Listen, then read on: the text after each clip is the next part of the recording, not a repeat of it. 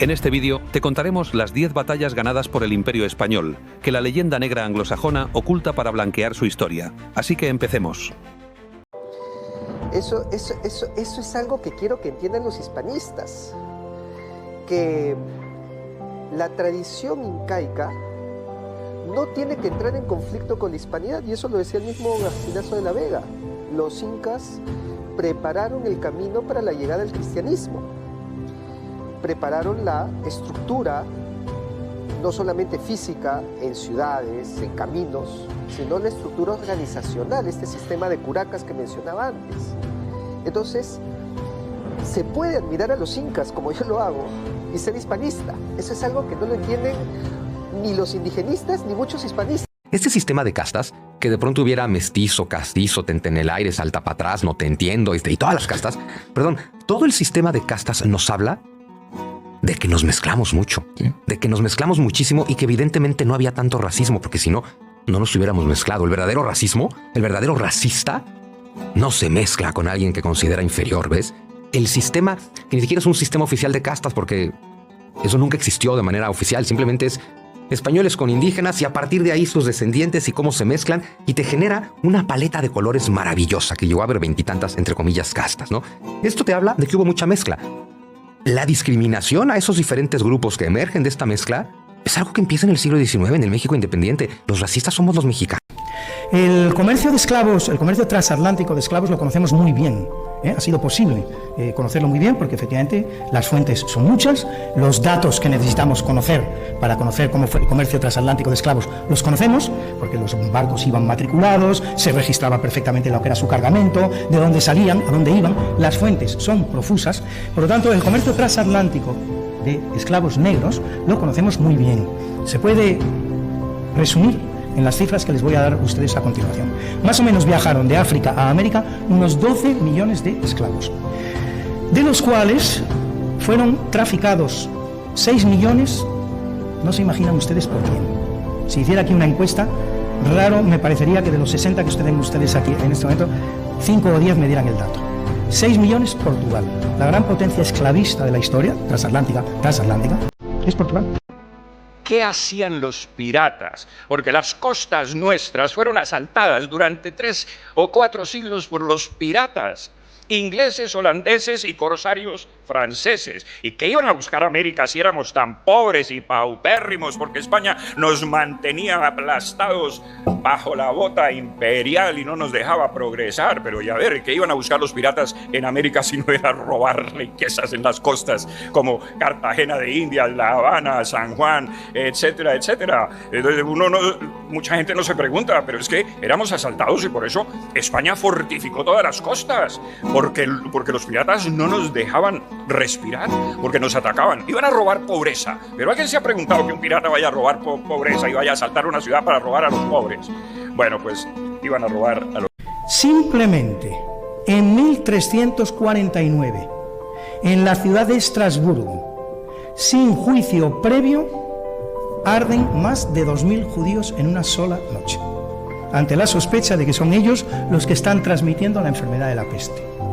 Pocos días después ocurre un proceso similar, un suceso similar en la ciudad de Basilea, la modernísima Suiza de la democracia perfecta. 600 judíos arden en la ciudad de Basilea. En un mes arden entre Estrasburgo y Basilea 2.600 judíos. Son muchos más de los que ajustició la Inquisición española en 350 años, con una jurisdicción que era semi-mundial. Solamente lo ocurrido en Estrasburgo. Consideren ustedes otro dato no menos llamativo y no menos importante. Hasta que España abandona el escenario americano y filipino, van a reinar sobre estos territorios 12 reyes españoles. Isabel la Católica, 5 Habsburgos y 6 Borbones. Ninguno de ellos va a cuestionar el principio establecido a fuego por la reina Isabel la Católica de que los indígenas americanos son ciudadanos españoles, son libres y se pueden y se deben casar con los ciudadanos peninsulares. 12 reyes. Esto es algo absolutamente también insólito. A ver, Un dato fundamental, en 1821, cuando se consuma la independencia, ojo con esto, el 60% de la población de Nueva España, convirtiéndose en México, hablaba lenguas indígenas. El 60% de la población era indígena. Esto te habla, uno, que no hubo genocidio, y dos, que no hubo imposición del español como lengua, porque el 60% de la población habla una lengua indígena. 100 años después, en 1921, es el 8%. Perdón, ¿dónde cayó tremendamente la población indígena? En el siglo XIX, en el México independiente. Es el México independiente el que masacró a los indígenas y entonces mejor le vamos a echar la culpa al virreinato. Pero los datos de la lengua están ahí clarísimos. Entonces nos habla de que no hubo esta imposición en el virreinato y que en realidad son los países independientes de toda la América hispana los que imponen el español bajo este esquema nacionalista de todos tenemos que pensar igual y por lo tanto todos tenemos que hablar igual.